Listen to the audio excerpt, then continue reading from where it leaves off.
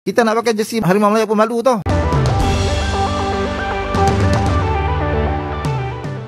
Ya, meskipun timnas Malaysia menang dari Laos dalam kualifikasi Piala Asia 2027, namun berita itu seakan ditutupi oleh tekanan publik atas pemalsuan dokumen pemain yang sudah dibeberkan oleh FIFA. FIFA secara gamblang memaparkan data yang berbeda antara yang diberikan oleh FAM dengan hasil investigasi FIFA sendiri. Akan tetapi Federasi Sepak Bola Malaysia tetap ngeyel bahwa tidak ada kesalahan dalam dokumen pemain keturunan tersebut. Alih-alih FAM menerima keputusan FIFA, mereka justru tetap pada pendiriannya, bahkan mengancam balik FIFA dengan membawa persoalan tersebut ke pengadilan arbitrase. Namun tekanan di internal Malaysia sendiri pun makin menguat baik oleh fans maupun oleh kaum politik di Malaysia. Bahkan ada orang yang mengatakan mau memaki jersey Harimau Malaya pun terasa malu. Malaysia ni tak ada ke budak nak main bola sepak sampai kena guna mat saleh dengan dokumen palsu. Sekarang ni dah kantor dengan FIFA. Siapa yang akan bertanggungjawab? Malu betul weh. Saya kecewa sekali dengan FAM. Kita ni tak ada ke pemain tempatan? Mana budak India, budak Melayu, anak Cina, orang Borneo yang talented? Kalau kita guna budak kita kalah, pun kita masih bermaruah tau. Tapi setakat menang guna Mat Saleh yang baru turun ke LA, itu kita tak boleh terima.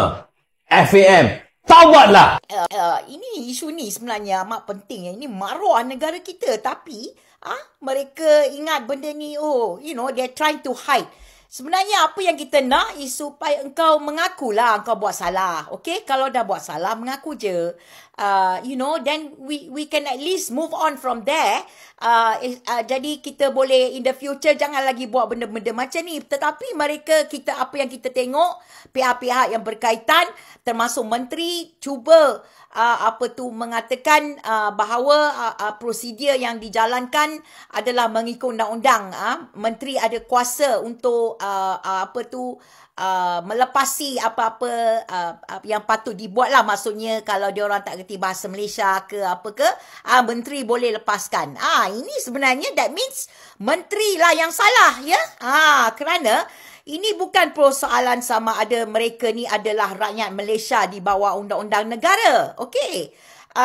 FIFA tidak mempersoalkan JPN kerana memberikan kewarganegaraan kepada 7 pemain bola sepak ini.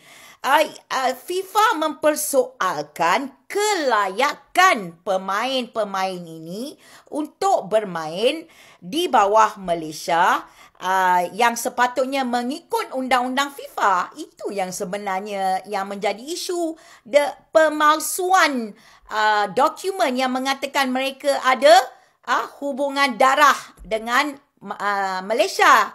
Ya, sekarang ni saya baru nampak video mengatakan bahawa keluarga pemain-pemain ini juga sudah mula bersuara kerana mereka kata memang anak-anak mereka ni, bapa salah seorang dah, apa nama dia entah, engkau tahu lah, aku kan memang susah kan nak sebut nama mereka.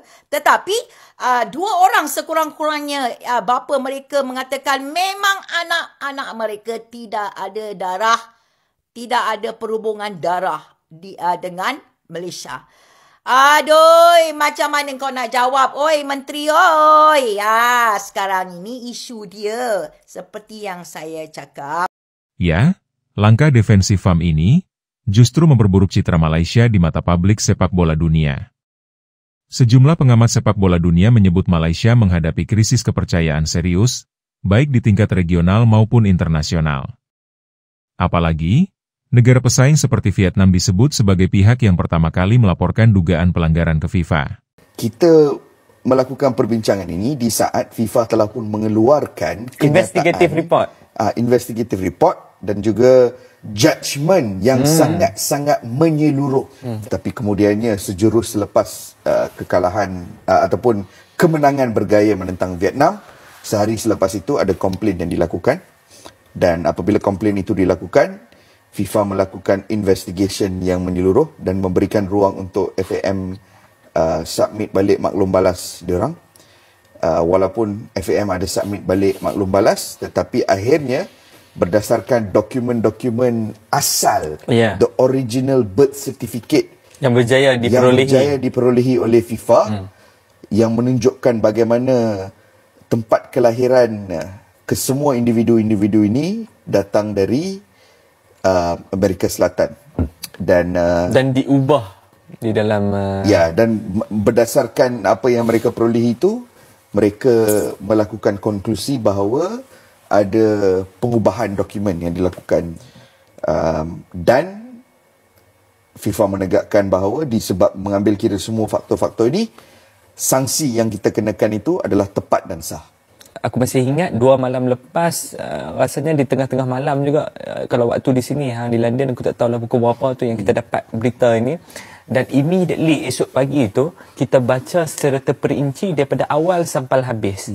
Bila kita baca secara terperinci ni, Kish, FIFA dah outline semua dekat situ. Dari mana dia orang ataupun bila yang diorang dapat komplain tersebut, atau selepas itu apakah proses yang mereka lalui untuk mengesahkan bahawa perkara ini tidak betul, dan perkara-perkara yang lainnya.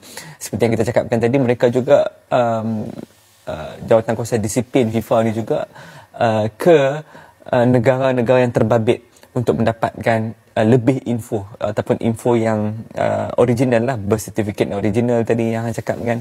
Dan itu menguatkan conclusion daripada FIFA bahawa Malaysia sebenarnya bersalah dalam pemalsuan dokumen.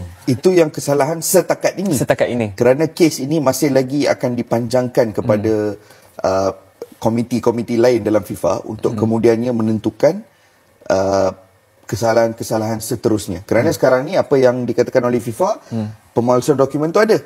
Jadi sekiranya dokumen itu palsu, pemain itu tidak sah. Dan jika pemain itu tidak sah, penglibatan mereka dalam perlawanan-perlawanan selepas itu juga tidak sah. At the end of the day, walaupun ini adalah skandal, pada waktu yang sama ia juga adalah satu legal proses yang sedang berjalan.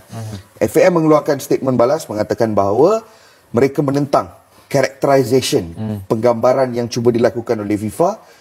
Statement terbaru mereka iaitu semalam ataupun kemarin, aku tak ingat, statement itu mengatakan bahawa ia adalah administrative error yang berpunca daripada seorang staf yang silap memuat naik dokumen. Dan di situ yang aku sedikit keliru. Aku sedikit keliru kerana aku cuba memahami dokumen apa yang possibly dia boleh silap upload sehingga membabitkan 7 pemain. Lagi satu perspektif pula, Faiz, kesalahan yang dikatakan oleh FIFA itu bukannya dokumen tidak tepat ataupun intipati sesebuah dokumen itu tidak tepat. Kesalahan daripada FIFA itu mengatakan bahawa ada pemalsuan dengan dokumen. semua bukti di tangan FIFA, banding FA maupun upaya ke pengadilan arbitrase, tampak seperti upaya mempertahankan muka di tengah skandal terbesar dalam sejarah sepak bola modern. Namun pada perjalanan awal mula mencuatnya persoalan ini, ragam tuduhan diarahkan pada negara luar. Indonesia menjadi negara yang disorot karena saat itu berada di New York, sebagaimana ada statement Who is New York. Dan kemudian ramai-ramai netizen sebelah pun ikut-ikutan latah. Namun ketika FA mengakui kesalahan ada pada mereka hingga FIFA mengeluarkan bukti pemalsuan dokumen, hingga hari ini belum ada satupun dari pihak sebelah yang melakukan permintaan maaf pada negara-negara yang mereka tuduh. Oke, terima kasih sudah menonton video ini hingga usai.